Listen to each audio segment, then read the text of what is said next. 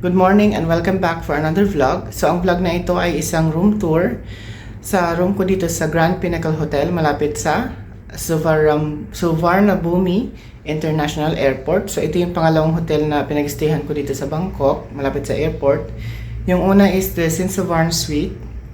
Then ito ang pangalawa, Grand Pinnacle Hotel. So gagawin ko yung room tour kasi para makikita nyo kung anong meron dito sa room nila and para magka-idea ka rin kung gusto mo mag-tour dito or mag-transit sa Bangkok, malapit sa airport, kung ano yung mga best option for easier transit.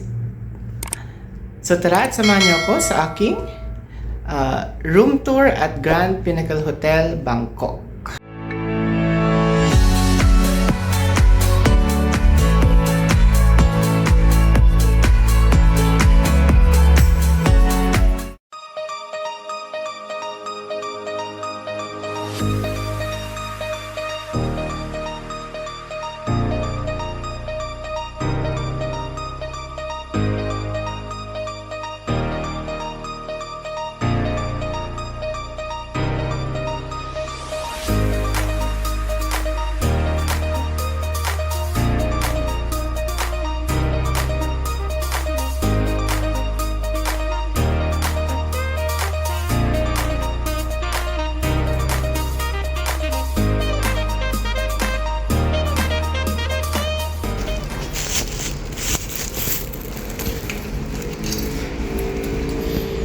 So ito yung room number ko, 402.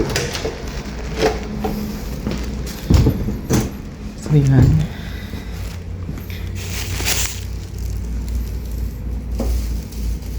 Inayos ko na lang yan. And yan. So ito kasi yung video na to is for the room tour. So dito, pagpasok mo galing pinto, ayan na yung bed.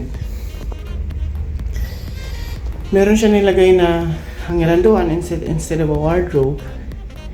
Kasi baka merong ihahanger yung mag-stay dito.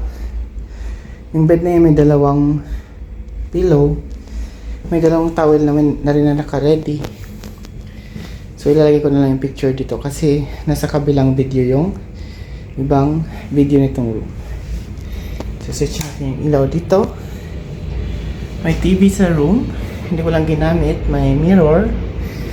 Merong furniture na gaya ng sinabi ko sa kabilang video na medyo dilapidated siya. Pero mas maganda naman ang condition nito kaysa doon sa previous hotel na pinagstayan ko dito sa malapit sa airport. Ang bed nito is malaking bed din. And convertible siya into twin bed. So yan. Pagdating dito, meron kang isang desk phone. Desk phone pero nakalagay sa taas ng ref. Damn! And my free water. So meron akong tissue dito. Dito nilalagay yung tissue, hindi sa bathroom. And meron silang room service menu na available lang from 8 a.m. till 5 in the afternoon. May isang fridge.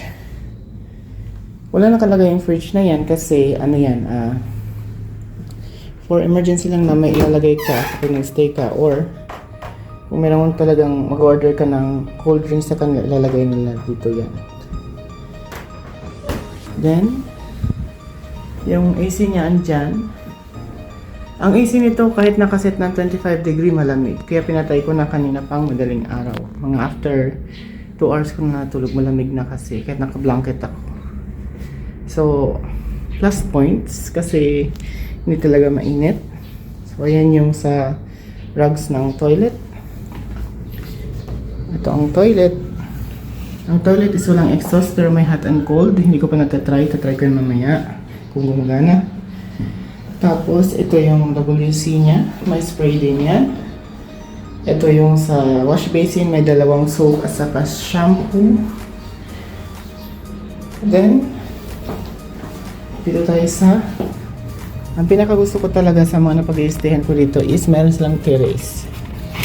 So may mini terrace ang mini hotel na to. Yan, may apartment hotel din sa likod. Kagabi kasi hindi makikita to dahil madilim. So, tignan natin yun. So, kumpara dun sa Sensobar Suite, ang ganda ng terrace nito, mas malinis at mas cozy. So, maganda mag-upo-upo dito habang nagpo-coffee. So, yan yung view ng Skyway dito in the morning. Yung view sa baba. So, yung baba nito,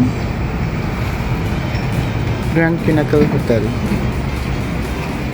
So, yan, may nagkukolekte ng basura every morning. Ganda ng nila dito sa Thailand. So, ganyan ang itsura ng loob at labas nitong Grand Pinnacle Hotel. Malapit ang sumikat ang araw, so magre-ready na rin ako mamaya-maya.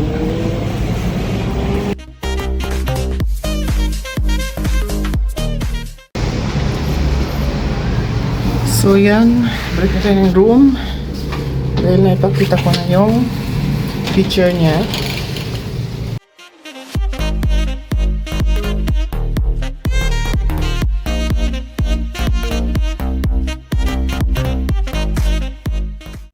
So ayan, natapos din ang aking Grand Pinnacle Hotel room tour.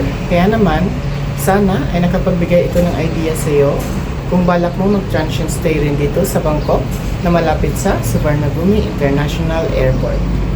Thanks for watching. See you on my next vlogs. Bye!